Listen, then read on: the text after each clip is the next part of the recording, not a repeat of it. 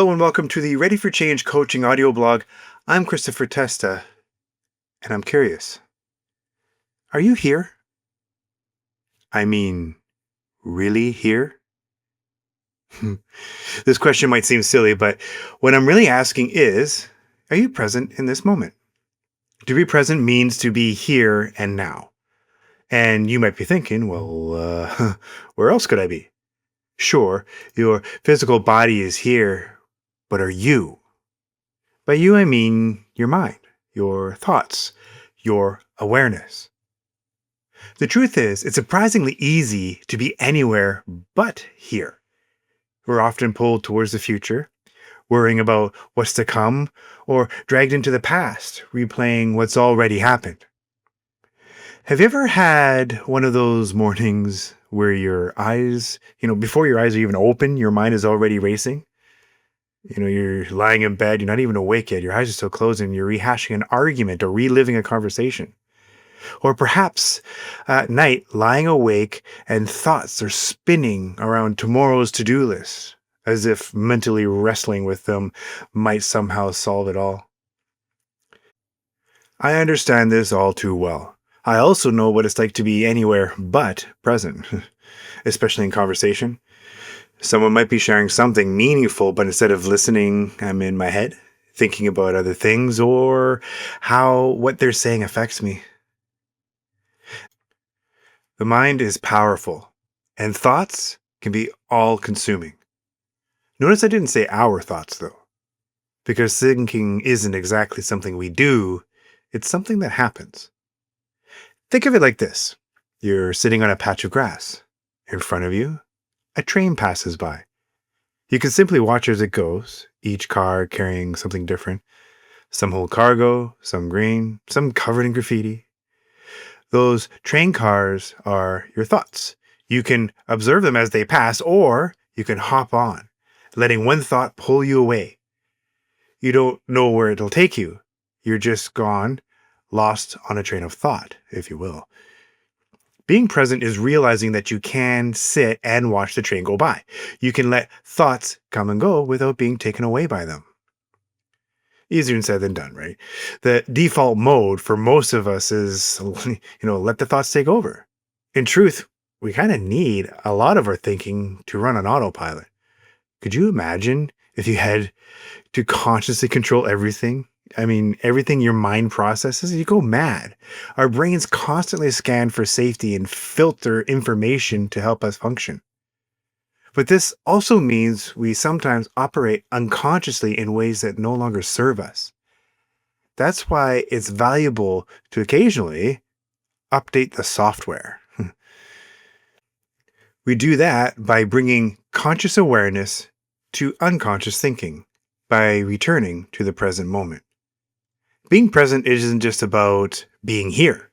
It's about observing here. Like the train, you can slow down and notice each car, each thought and emotion as it moves through.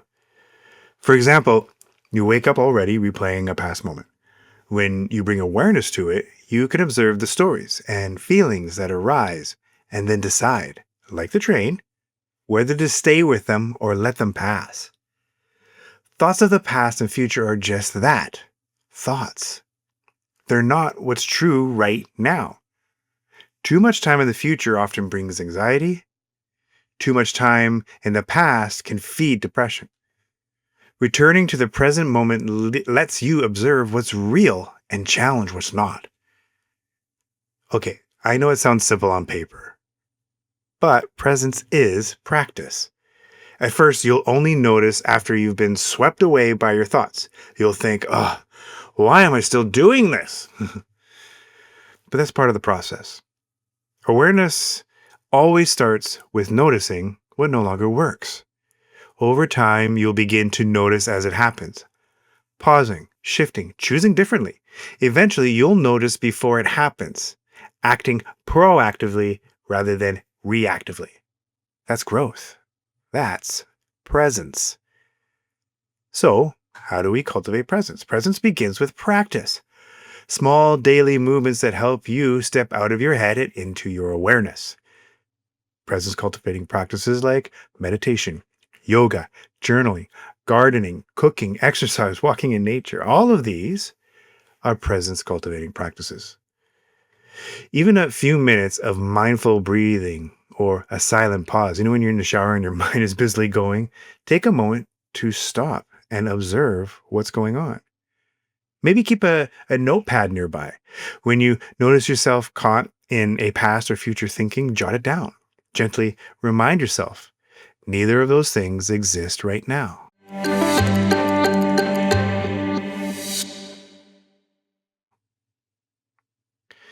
How about I teach you something? An exercise that I often teach, my students. It's called the quick sit. It's a fast grounding practice that invites you back into the present moment, anywhere, anytime. I often use this, I've used it on the bus, believe it or not, or in between sessions. You can use it whenever you need a quick reset. So, step one, this is the drop in or grounding. If you want to follow along and do this with me, you can. Otherwise, you can listen and come back to it at another point. Step one, notice your feet. No matter where you are or what you're doing, whether you're seated or standing, feel your contact with the ground, even through your shoes. Sense how the ground meets your feet and how your feet meet the ground. Pause any judgment. Set aside any qualifying or labels or any evaluations. Just notice your feet. Notice how they're firmly placed and that you are grounded. And from there, notice your breath. Without changing it, without altering or finicking with it, just let it come and go naturally. Notice it as it comes and goes, in and out, in and out.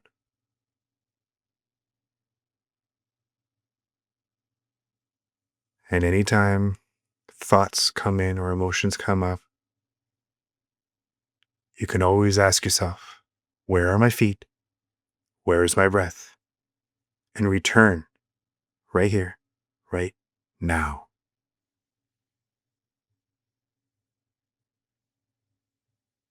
Step two is where you check in. Now that you're here in the present moment, simply observe. What thoughts can you observe and see passing by?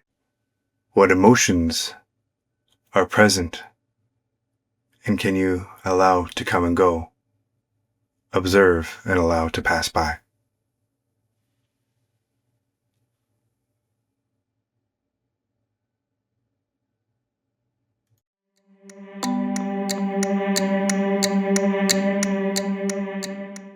Remember, thoughts and emotions are happening, but they are not you. You can choose how to interact with them. Anytime you find yourself pulled away, whether, ruminating in bed or spiraling at night or distracted during a conversation, you can ground, breathe, and return. Through practice, you'll strengthen your observer self. The one who can pause, notice, and choose differently, you will reclaim your presence, your power to decide what's true and right now. It takes time though, this this presence thing. And as usual, the journey is and can be messy and human, but you're not alone. With each moment of awareness, you are already shifting. So remember, dare to mess it up and dare to fail forward. Until next time, ciao.